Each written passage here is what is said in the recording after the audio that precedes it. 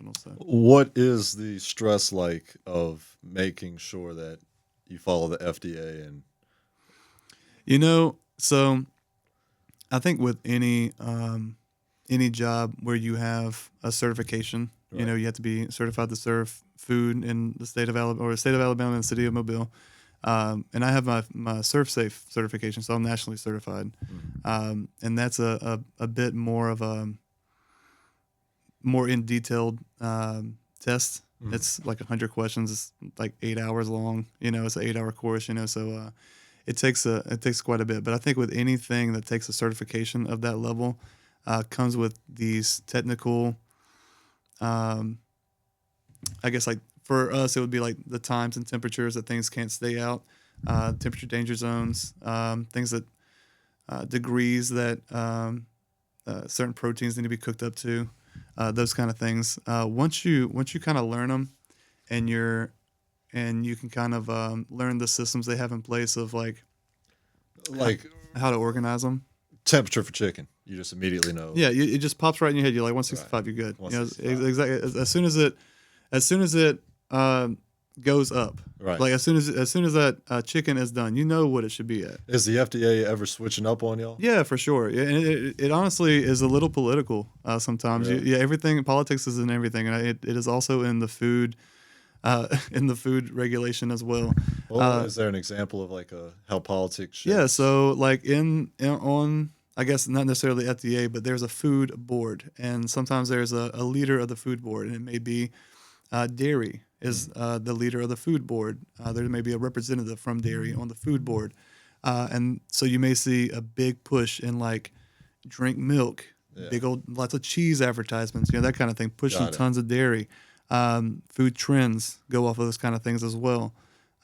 So yeah, Lobbying for cheddar. yeah, exactly. Yeah. So the politics, the money, they kind of go into everything, especially into food as well. But yeah, those even subtle things like that can adjust the like the market and the way people are eating and trends and everything like that. So. Welcome to the Gulf Coast. Welcome to the Gulf Coast. Welcome to the Gulf Coast. Welcome, guys, to the Gulf Coast Music Podcast. Today's new wave, Tyler Powell from Slurp Society. Yep. It's great to have you on. Great to be here. Yes, sir. Yeah. What started Slurp Society? Well, let's see. Slurp Society was started in 2023 by Wade Price. He started it over on St. Michael Street. It was in a little cozy spot. Got filled up all the time. I was a huge fan of it. At the time, I was actually managing the Ruby Slipper across the street. And I would stop in there as soon as I saw him building the place. I was talking to him. I was like, "Hey, what are you guys doing? What are you guys building? You guys need help with anything? Let me know." Yeah. So Is Mobile, like, it seems, I hear stories like that often of, I was managing this shop, and then I said, F it, I'm going to manage that shop. Is that common in cities, or Mobile stands out? What do you think? I think that's very common in the industry in general, in service industries and in circles of the industry, because once you are, say I'm not even a cook, I'm not even working in a restaurant. Say I'm working in retail, I'm working at Sears in the mall. I think it's closed down now, but if it's not, say I'm working at Sears in the mall, and I see Sears closed down like 10 years. Right, exactly. So, say I'm working at a retail place in the mall, and I have another person who I eat lunch with who works in the mall as well, right? And I'm like, man, this place is killing me. It's so tiring. It can barely make the commissions that I'm trying to make. Right. They're constantly like, well, over here, grass is greener, that kind of thing. Right. I'm doing this, and this, but my management, I can't stand my management. Right. It's like, well, my management's great over here. You keep And it's bringing like, in these refrigerators. Nobody wants these. exactly. So you might they might hear, oh, management's awesome over there, but the pay's not so great. Well, I might go see how the management is, because I know my work ethic might get the good pay. That food court gossip. Whereas this person's going to say, well, I know I already make good money, so if I go over here, I might be able to work with that management over there, because they said that management was bad over there, but at least I'll be able to make some good commission. So I think people here in any industry, the grass is greener over here. So I'm gonna go try it out. But what I like to tell people a lot is that the grass is greener because it's full of poop. It's full of manure, So usually people like to inflate or only, it's kind of like social media. Right. You only show the good parts. Right. You only tell people the good parts. You don't see the snakes in the Yeah, exactly. You don't see all the bad stuff that happens every time. You don't see the things that break down, or you don't see that annoying server that comes in on Wednesday. It's something like that. So it could be anything that that want to make you change the job. Yeah. But in this industry, I know for sure there's a lot of people who talk to each other. There's a lot of Facebook groups, a lot of Reddit groups and things like that. And if you're part of the industry, if you're going out and say and having an after shift drink, you're gonna find other industry people in a bar downtown. What are some, just in general, what are some cool spots for rising civilians in Mobile to go mingle and meet people? Yeah, where are the cool people meeting? Honestly, anywhere on Dolphin Street, and I could tell you a couple of places, but it really depends on your vibe. Where's the rendezvous? The rendezvous, a lot of people go to Haley's. A lot of people go to Haley's downtown. It's right in the central of downtown on Dolphin Street. Mm-hmm. But I mean, if you're looking there's a hookah club downtown. Yeah. There's a piano bar downtown. Yeah. There's a couple of alternative bars downtown. So it's really what you're looking for. I honestly, if I'm going to get a drink, I'm not a drinker. I don't drink that often. But when I drink for an experience, right? Right. So I will go to the Haberdasher. Love the Haberdasher. Yeah. They have I'm gonna run that fantastic up this weekend. Yeah, they have fantastic cocktails. They make everything craft in house. Yeah. They really take pride in their drinks. So if I'm gonna have one or two cocktails, I'm gonna go over there. If I'm gonna go and have a good social time, I think the Merry Widow, fantastic place to go to. They have a lot of music acts that come up in there as well. But I like the story behind the Merry Widow. I like places with some history behind them, another story behind them. Yeah. So I think. What do you think about the concept of managing a place like the Merry Widow that's open a select amount of time? It's for that social gathering. Mm-hmm. It's for that.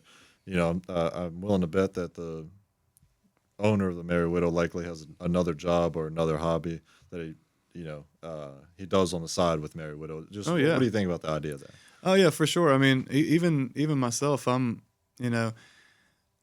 super busy. I manage this restaurant, and I also do real estate, and I got 2 boys at home.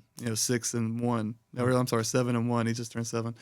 7 and 1. So it's I do a ton. I'm always busy, always busy. But I think that's human nature, is to try to thrive, to have more, be more kind of thing. So I've always thought of that stagnant river dries up saying. So I try to keep my river flowing. Stagnant river dries up. Yeah, in my experience, I've kind of chased after those types of passions out of anxiety a little. Do you find yourself doing that as well?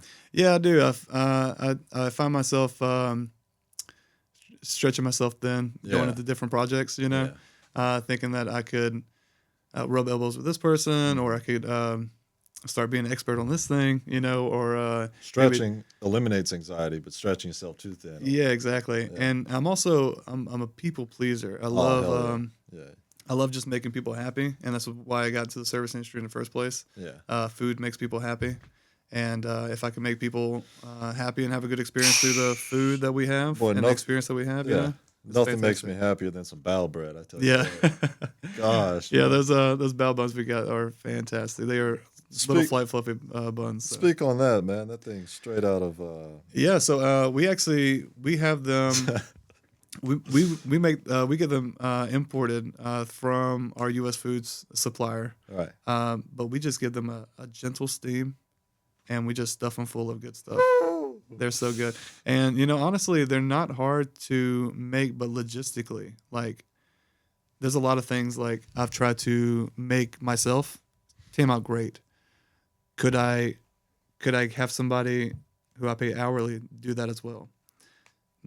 Not so much, because it's the talent that we have in Mobile, it is wide, where you may find some rock stars that can just pump out some food, or you might find an artist who is like makes beautiful things on plates, Right. or you got just workhorses, people that are just like crazy good at everything. Focus. Yeah. I got a gentleman who I work with right now. He is a workhorse. You put him on one station. I trained him on one station. He trained himself on every other station. He just looks over and watches. And, that kind of mentality, that kind of focus is rare. Yeah. But He's no look in the noodles. exactly, yeah. So being able to, I guess, be adaptable is always good too. So. Music feeds the soul, but food feeds the future. Right here on the Gulf Coast, thousands of families don't know where their next meal is coming from. Feeding the Gulf Coast is changing that tune, one meal at a time. Imagine this. For every $1, you can provide up to 5 meals. That's like turning a quiet solo into a full-blown jam session of hope for someone in need. Let's turn the volume up on kindness and down on hunger. Visit feedingthegulfcoast.org to donate today, because together we can make sure no one goes hungry on or off the stage. Feeding the Gulf Coast, because every community deserves an encore. Whoa, whoa, whoa, don't let the dogs out. The City of Mobile Animal Shelter has many loving pets ready for a nice home. Whether you're looking for a dog like Snoop or a cat like Doja, the City of Mobile Animal Shelter is where you can find your next friendly companion.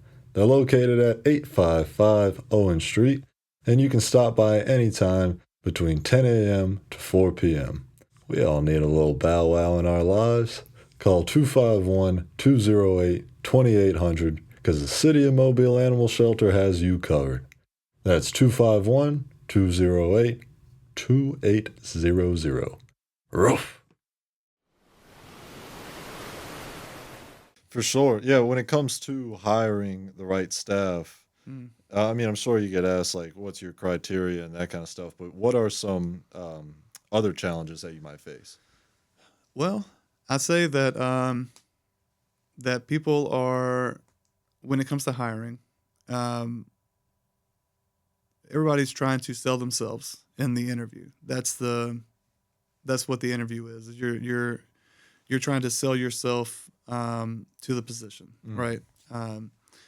So I think a lot of people might inflate themselves or make themselves seem more than they're capable of. Yeah. I think everybody's seen that meme where it was like, I told the chef I could do this, and they're not doing it right at all.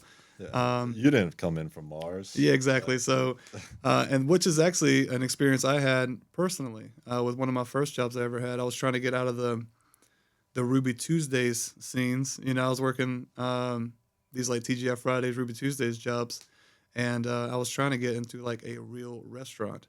And so I finally got into Willow Point Country Club.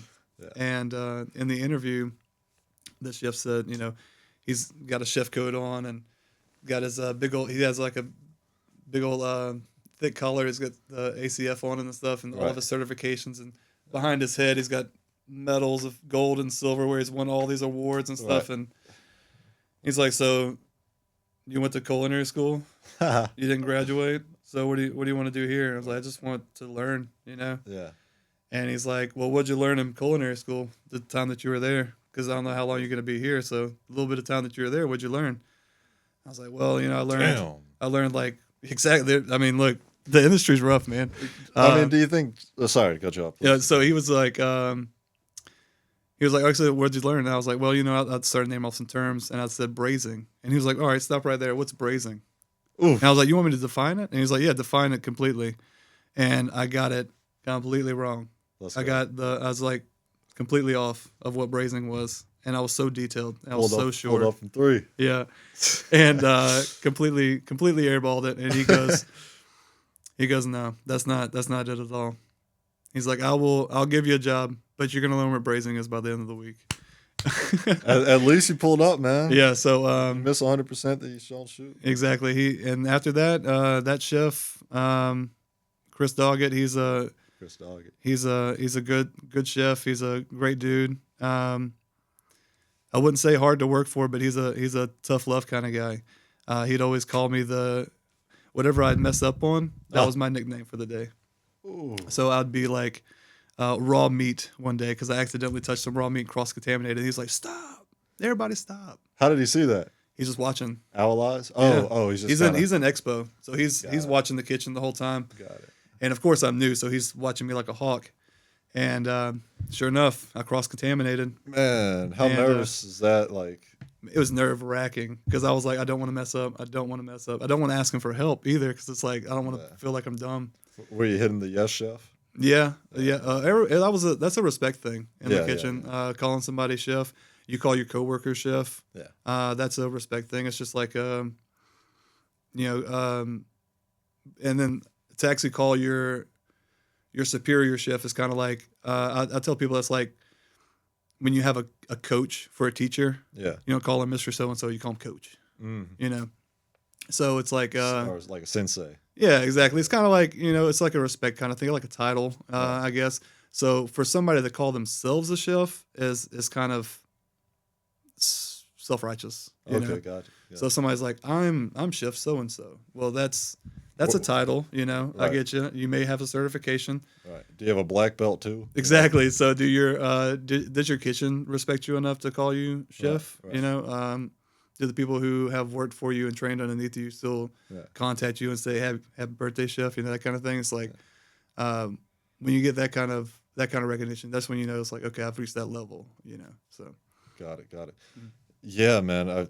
It seems like it's like in the operation room.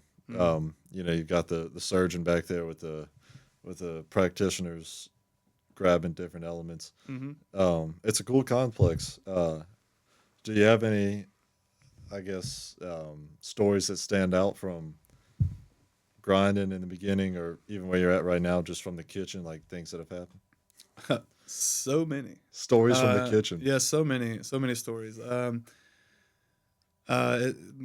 will say that before I get into a story, that one of the first mandatory reads that Chef Doggett gave to me was no boundaries. Or I'm sorry, no. Was it No Boundaries? Or I may be saying this wrong, but it's Anthony Bourdain's book. So had to read the book, read it in like a couple of days, brought it back.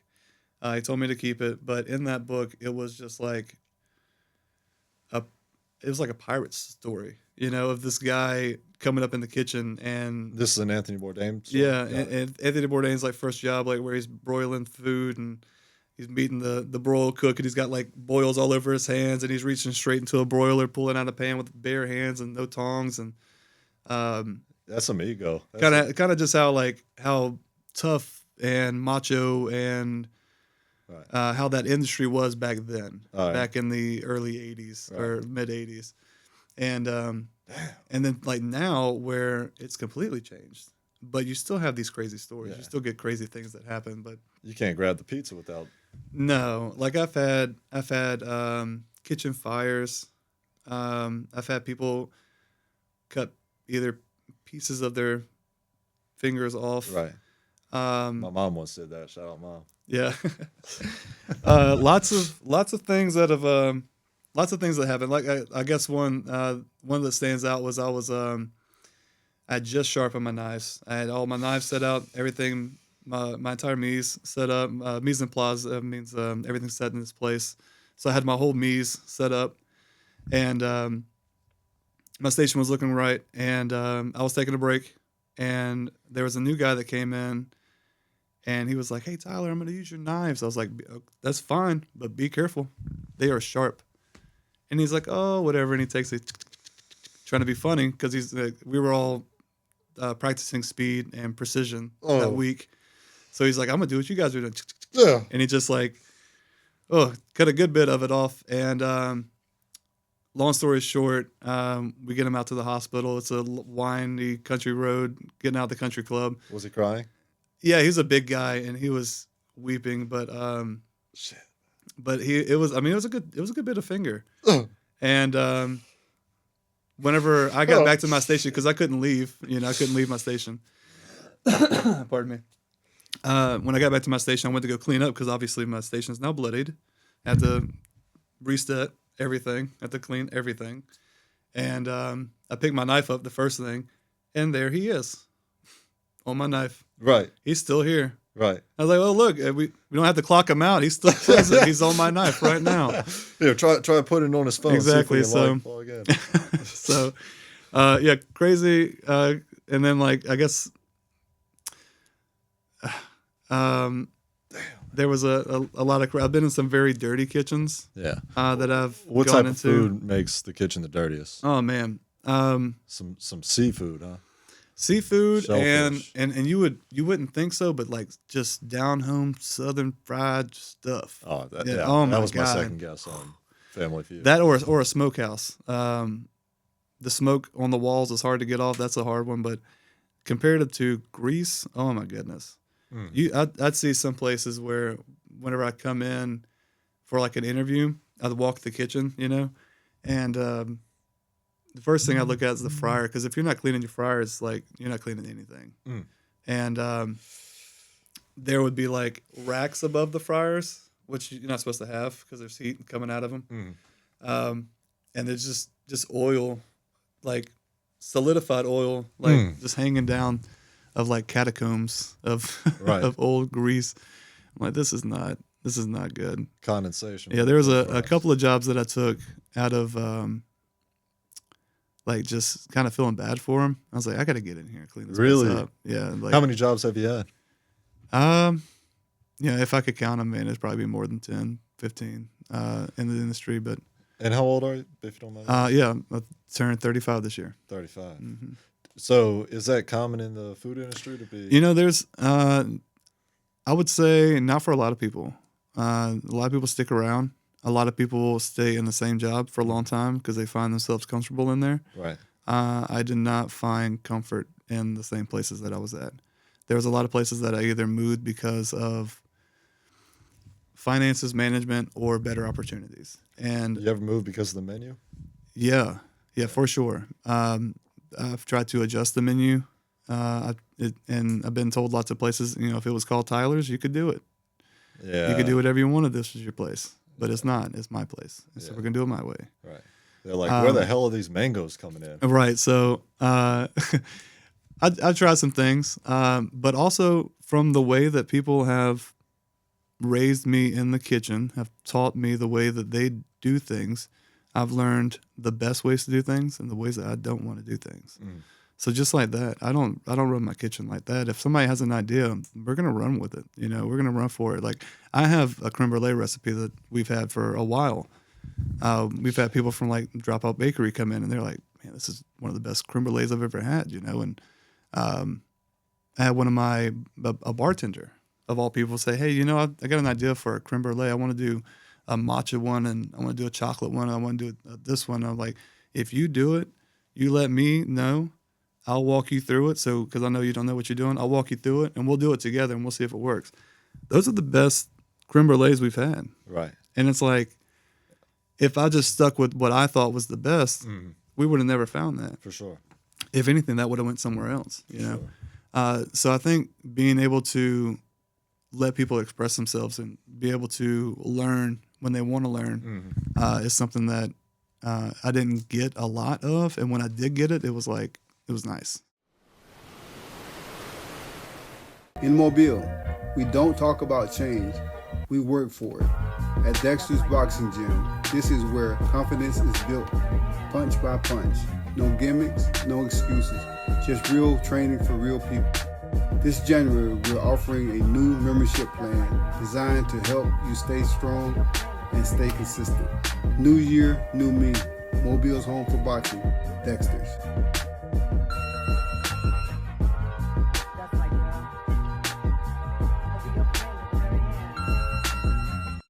I let the telecommunicate profit at fifth one, pop and attack. If them niggas start switching up beats on their tracks, let them know they've been copying swag. I got some habits that came from that 1 or 2 section, I copy my dad. Burberry season, I'm getting it, especially Brennan, I really start fucking with class. Me and my niggas the best in the region, no competition, been a fact. The influence been reaching the depths of the youth and some niggas not owning they master. Drippin' tea with a body, I clapper. With a vector, your brother is Casper. You gon' fake his emotion with laughter. Hit your back with the top of a dagger. Off an 8 and an 8 and I stagger. Off an Addy, Bruce Wayne and a rapper. Wally Westy gon' beat up his feet when he see me. I tell the little boy to run faster. All I hear Man, yeah, the idea of opening for suggestions instead of just running into the same wall. Yeah, I try not to be like a tyrannical person. Right. I'm not. I try not to run my kitchen like a certain type of way. I expect like certain like behavior out of people. I expect you to do your job. You know, if I have a list of tasks for you to do, I expect them to be done. You know, but it's not like if you don't get them done, you're not showing up to work tomorrow. You know, it's not going to be anything like that. But how do you stay balanced between managing the business side and then also allowing your creativity to flow through the foods? And I keep an 80-20 rule with anything. Whether it's, so like my management style, I try to be 80% just like nice and try to be like emphasizing with people and try to be able to be open. right. Whereas 20% of the time I have to be disciplinary and I have to let people know like, hey, Gotcha. you know, you're messing up a little bit, you know, Gotcha. and bring it back in, try to wrangle people back in that way. But I think with anything, I try to use that 80-20 rule where I can kind of keep that kind of balance. Because even though 80 and 20 is not 50-50, you know, it's not really that balanced. I think whereas you put 80% of your life into a positive direction, Right. you're going to have positive results. For sure. And then that other 20% isn't a negative direction, but it's just holding It's your not stance. negative. It's necessary. Yeah, exactly. So Yeah. I just try to keep that perspective whenever I'm trying to think about anything. So. Yeah. You don't have to touch too much into this, but is it ever tough to broach a tough subject, be it with your colleagues, the people that you've hired, you know, if something's going awry in the kitchen? I have found ways to bring up sensitive subjects with people in a, not necessarily, I wouldn't say lighthearted because it's not, I'm not trying to be funny with it, but Yeah. in a way where the situation's not so. It's got some soy sauce. Exactly. You know, it's got a little, I guess, of my own flavor to it. Because I'm like, I try to read the room. I try to, you know, feel how the person's feeling right now. Yeah. Like I've had, I guess, situations where there was a family issue and they weren't really wanting to talk about it, but they needed some time off, and they couldn't afford the time off. So it's like they're in a tough spot because they can't say I need time off because I have a death in the family. Right. But they also don't want to talk about it because it's a stressful time, and they're like, well, you know, who am I? Right. You know? So I try to keep an open door and an open ear to people, and if you have a situation going on, we try to help you. Is the kitchen typically that close knit in terms of colleagues interacting with each other and the chef being close? I will say that I have been in kitchens where everybody has been fantastic with each other. Just like I would say that when I was at Ruth's Chris, that was really nice. Is it because people are getting paid more at Ruth's Chris, do you think? You know, I don't necessarily think it's that. I think it's when you're in a clean, professional spot, Right. you work clean, you work professional, Right. and the people around you want to do the same. And everybody wants to, when you're in a spot where everybody wants to do good for not just your station, but for the restaurant, because The rules are implemented. yeah, and people got to get past the restaurant's making a ton of money. Well, the restaurant's gonna make a ton of money, Right. Or it should at least, right? But are you working here to make a paycheck? Or are you working here to give a good experience? Right. And I think a lot of people, it is just the paycheck, and that's just fine. But let people know that. You know, let people know I'm here for just the paycheck. Whereas if you had a kitchen full of people who are passionate about their industry, Right. passionate about the customer experience. And whenever they get like called out on something, they're not offended. If anything, they're like, let me find a way to fix it. Right. That's really nice. That's always nice to find. And it's never a 100% of a whole kitchen like that. Yeah. You might find that in a very high-end kitchen, like a Thomas Keller kitchen. But in... You don't think that the ego in a big kitchen like that would actually disrupt the... I think... So Thomas Keller, he's a big name, Right. but he is a very, very humble person. I think of a name... I think with a name that big, you need to...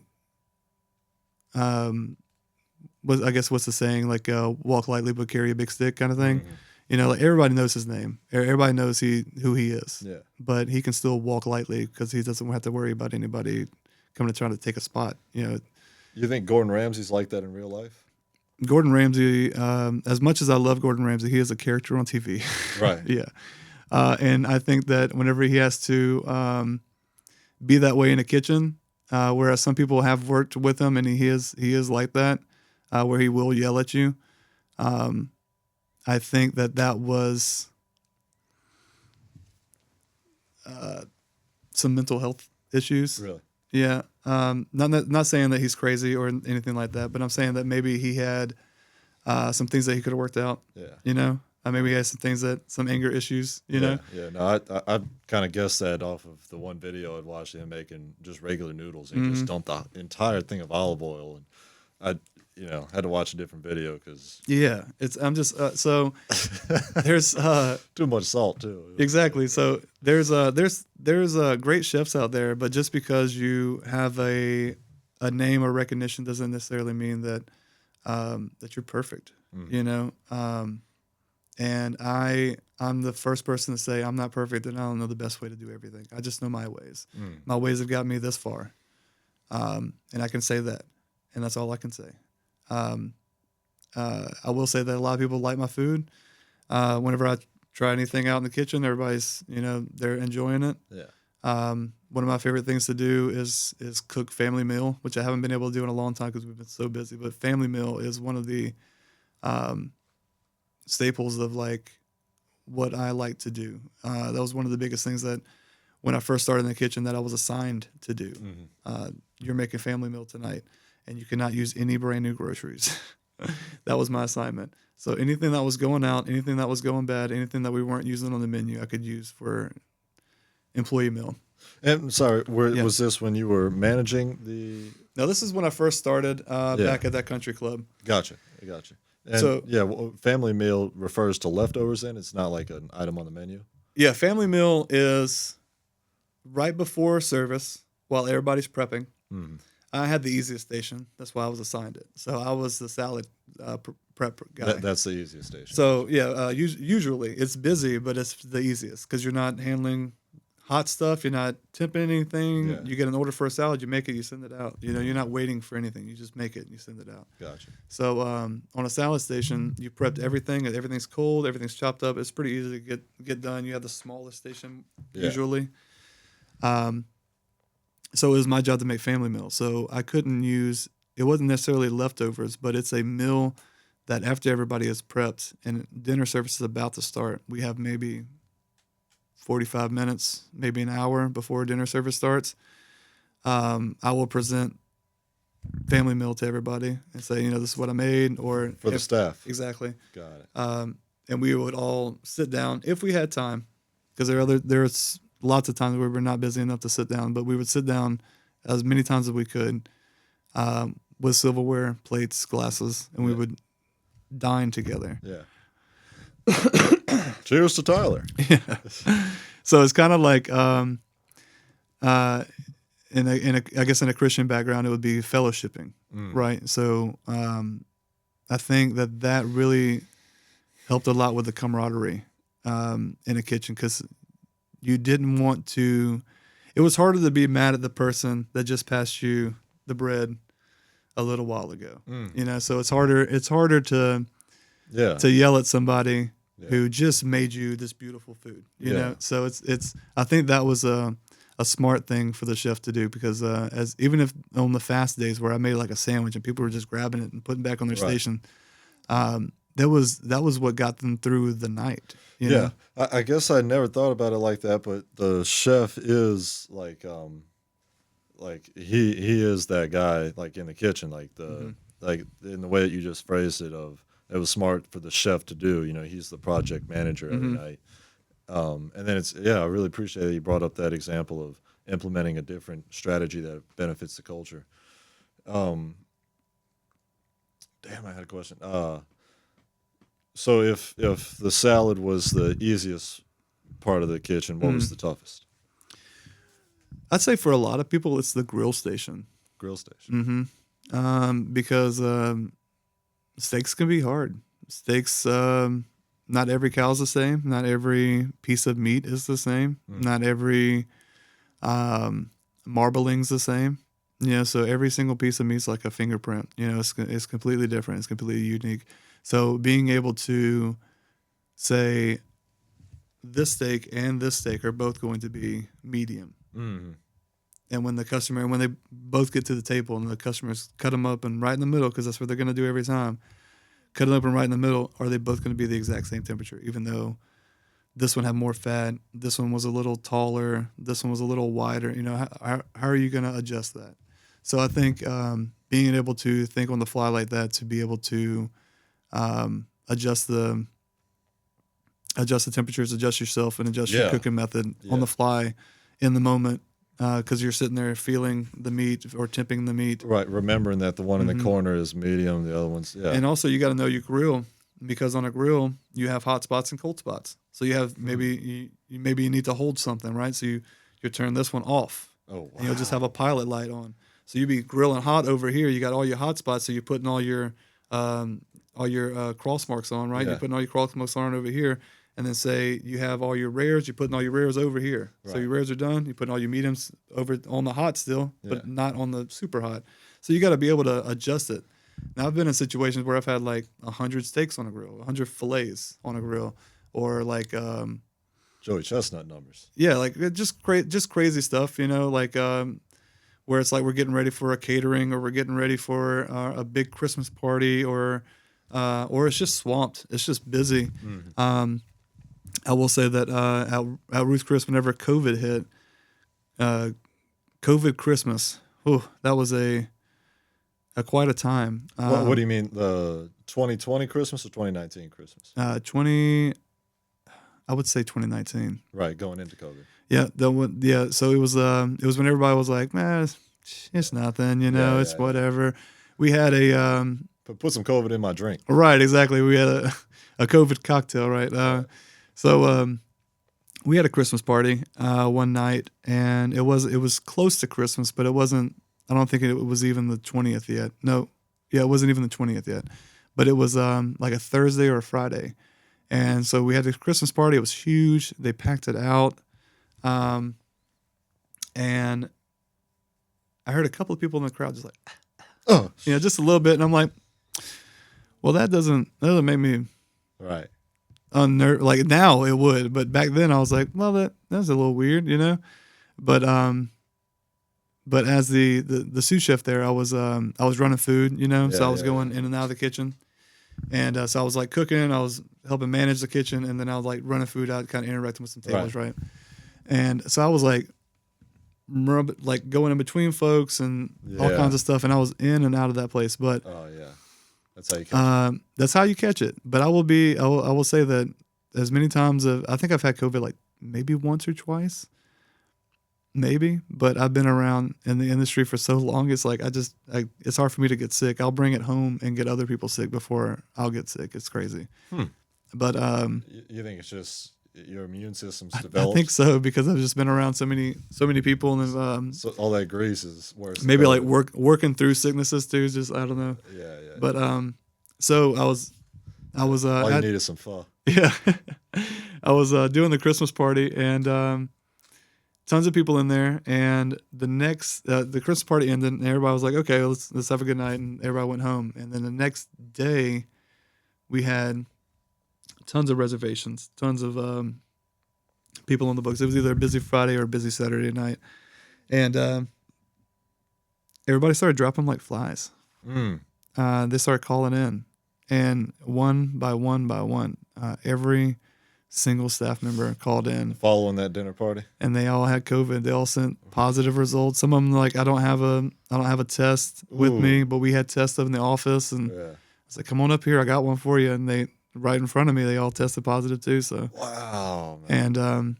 and I was it was me and a dishwasher who did not test positive for COVID, and so we had the regional director, we had the COO, and we had one other gentleman who was like managing all the restaurants. He was this hospitality management. So that's how you know it's real. No, We had corporate people who normally would not put on plastic gloves and get behind the line on the line cooking, and I had the COO in the dish pit washing dishes. Yeah. And we got through service. Brought in some And Boy Scouts. It was crazy. Yeah, it was nuts. We needed some Marines in there for sure. And that was when you were at Slurp Society. No, that was whenever I was at Ruth Chris. Ruth Chris, gotcha. And sorry, I must have missed it. How recently did you start managing Slurp Society? Slurp Society. I just got over there in April.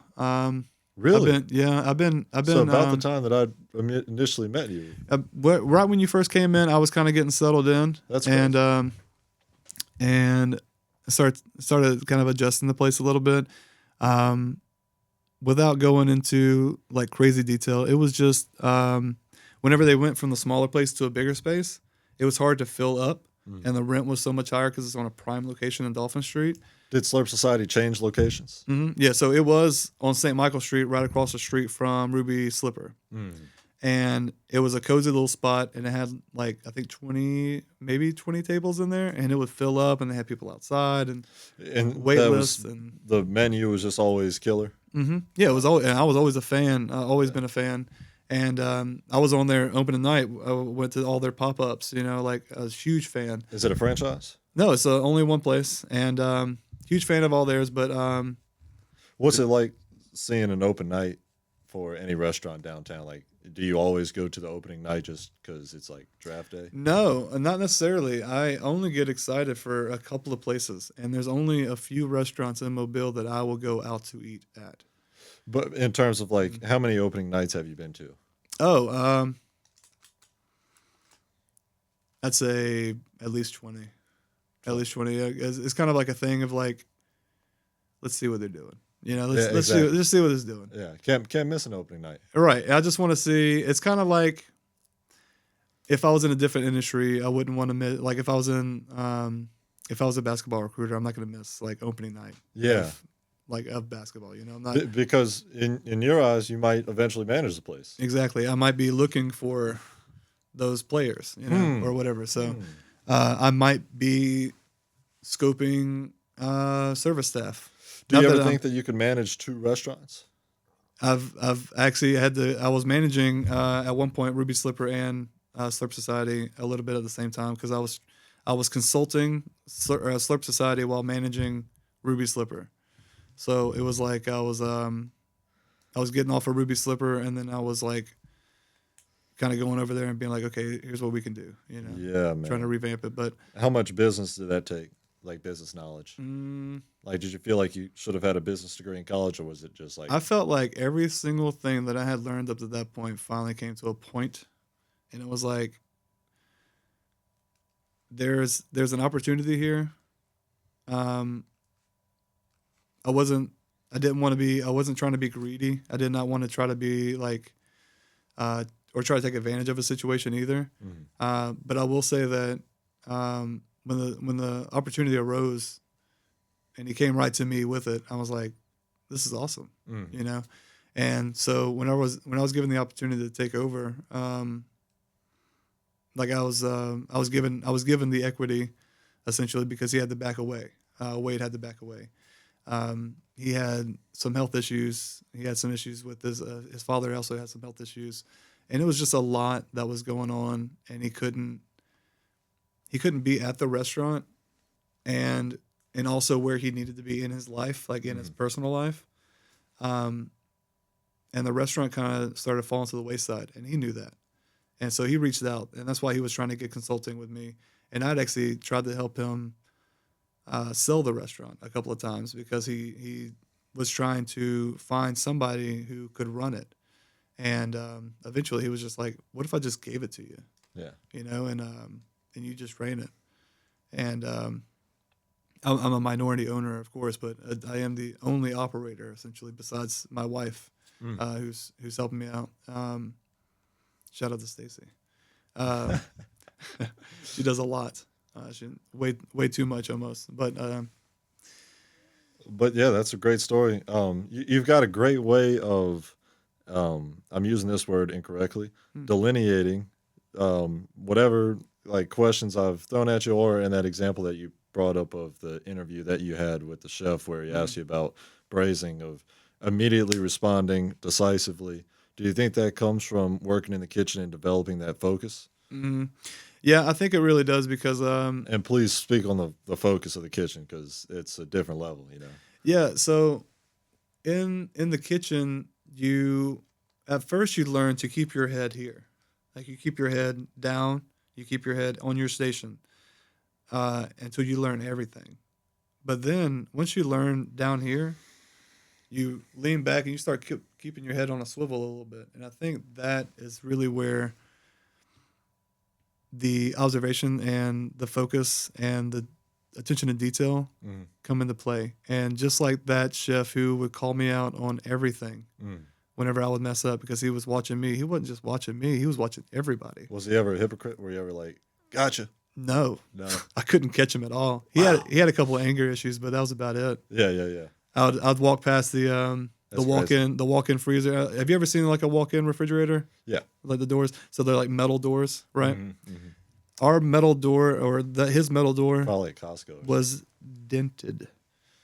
But he was a Taekwondo black belt, and he had this metal bar he kept on his key ring. It was long, it was like this bar. But he would put it in his hand for extra force, and he'd go up to that refrigerator and just sit there. And just wail on it. Wait. So the fridge, he would just do this recreationally? When he got angry. When he got angry. So he would say, I'm mad at everybody. Go grab his... He wouldn't say anything. Right. You just hear him in the back, and you just hear the... And it was a brass knuckle? No, it's just bare fist. Bare fist? I thought you said there was something... He had a metal bar. Like, say this is the metal bar. He had just had it in his fist to make his fist bigger. What? And he would go to town on that thing. And... where fridge meets fist. Yeah, and it was quite some dents on there. And I've in the past made a mistake of trying to punch a refrigerator door as well, because I had seen it, and I guess I was like, that's what I need to do. I need to punch a refrigerator door, and I tried to do that.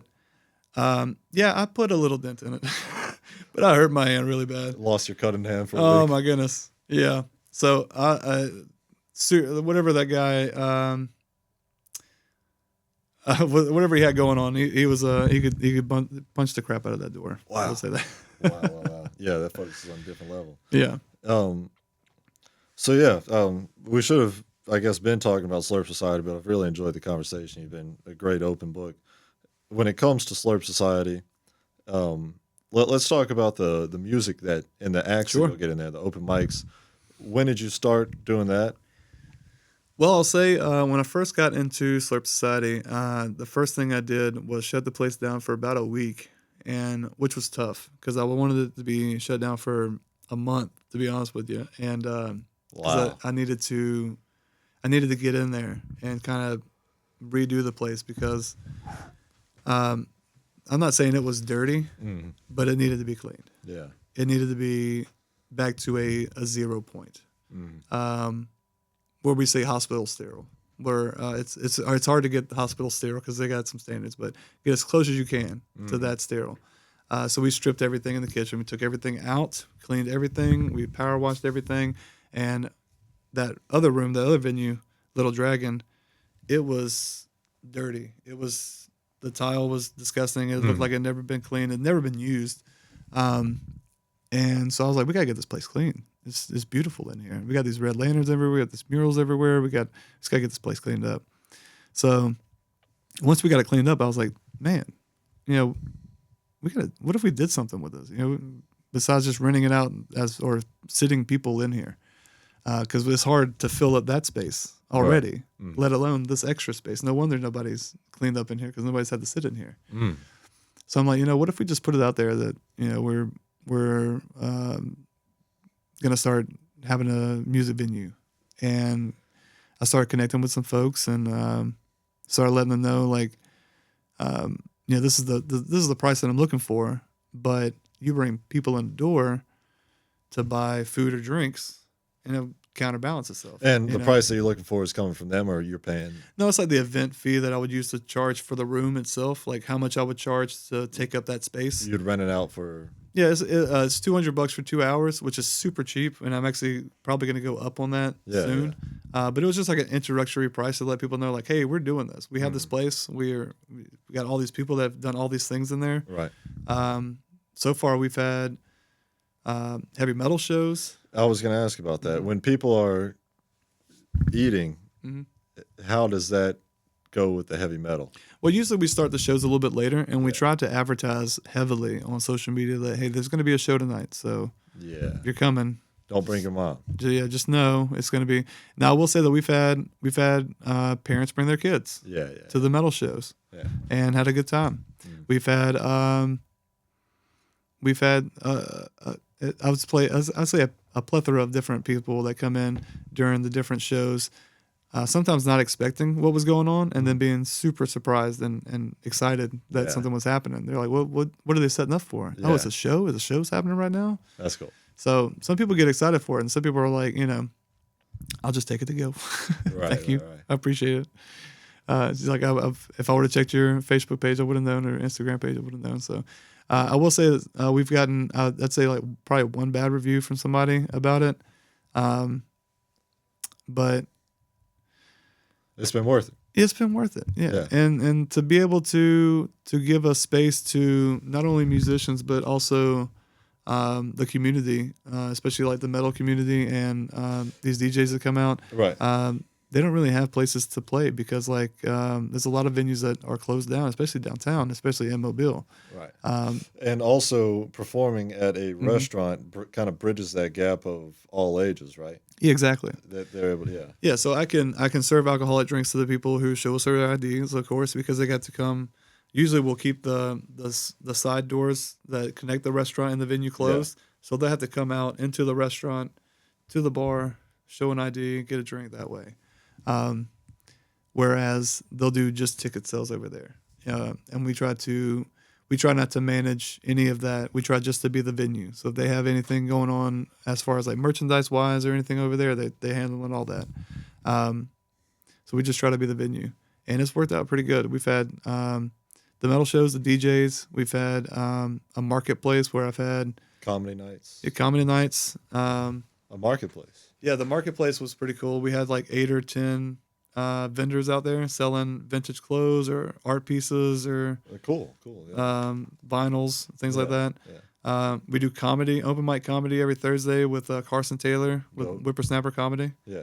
And then we also do karaoke every Friday, except for this Friday because we have something special coming up, which I'll tell you about in a second. But we got every Friday we have DJ Mojo. He does karaoke at 7:00. Open mic also starts at 7.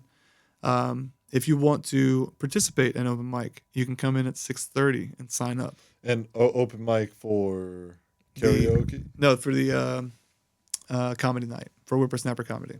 Okay, got it. Yeah. Well, karaoke is always open mic. Yeah. So if anybody can come up, there's a QR code you scan, you pick a song, you go up and he calls your name. But as far as the stand-up comedy goes, if you want to participate, you can get a 3-minute set at the end if you're brand new. Fine. And you can just go up there and try it out at the very end. It's a little bit more rapid pace. So yeah. That's cool though. Yeah, it's pretty nice to get a little introductory time, and especially if you're you want to try it out. You see a lot of Kill Tony on TikTok and stuff like that. You're like, I could do that. So it's a good spot to try it out. And then we've done birthday parties. We've done I'd say, like, we just try to use that room as like a Frankenstein kind of room, just turn it into whatever we need to. What is the future of Slurp Society? Future Slurp Society. So I've thought about this Every day. every day. So for us, first things first, I'm doing a menu revamp. So I should have a new menu soon, where we're going to be doing some more set bowls. So we have the BYO bowl right now, where people can come in and build your own bowl the way you would like. Where that's going to be still available, we're going to have some set bowls as well. And the set bowls are going to be where people who don't necessarily know what they're looking at, you say, well, that one looks good. I'm going to try that one. So we've had that complaint. I guess we've had some people come in and says, they're like, I'm too dumb to know what this is. Like, I've had somebody tell me that. They're like, how am I supposed to know what a bean sprout is? Like, I don't know what that is. I was like, okay. But they were just like, make me a bowl, bring it out here. I hope it's good. So, and I did, and they enjoyed it. But sometimes, people just want something easy like that. It's easy to pick. But I will say, as far as the future for us goes, we're gonna adjust the menu a little bit, and we're gonna try to focus on good food, good service, and good drinks. And then on top of that, if I can, the ultimate goal is to get a couple of other Slurp societies open in some other places. Sheesh. So maybe some smaller versions of them. Will that be tough as the minority owner? No, because the majority owners are serial franchisers. Advantageous people. They have one of them has Serial franchises. One of them is in construction and has a ton of construction places. So he builds a lot of places, and he's very familiar with the process of all of that. He likes putting that metal to wood out there. Exactly. And then the other gentleman is he has 70 different restaurant locations. So it's like he knows what he's doing as far when it comes to franchising and expanding expanding big money moves in restaurants. So those guys, they really want to see, and I also really want to see multiple Slurp societies. And I'm thinking, this place is huge, right? The place we got is huge, and they did really good in a small venue. So I'm thinking if we do another one, keeping this one big, keeping this one the big venue, keeping this one the music spot, but also maybe doing like a small like hot noodle bar kind of focus, where Slurp Society could be more of like, I guess like the old Slurp Society was, where you had the bar where you could watch people cook, they could turn around, serve you food. I like that concept of hospitable cooks. Yeah. How is that compared to having a chef watch you cook? Like, people watch you cook versus chef. Like, what's more nerve-wracking? Oh man, people for sure. Really? Yeah, people for sure. Because the chef will call you out, and it's okay. Yeah. Because nobody's gonna know. It's Right. fine. You know, the people in the kitchen, they may give you a hard time, and you go take a smoke break, but that's gonna be fine. Whereas somebody in the kitchen or somebody in a restaurant, like in a patron, if they were to see you do something wrong, they're gonna call it out loudly, right, in front of everybody. This guy just grabbed his nuts. Oh yeah, exactly. Yeah, it's just something like there's been a lot of I guess a lot of instances where something like that has happened, but not to me. But I've been in some situations where it's somebody got called out. Yeah. Where I was catering for a couple of years, and we had somebody. What did he do? He went to go reach out, and he was cutting some roast, and they always tell you not to pass the roast with a knife onto somebody, and I think he like nicked the guy a little bit.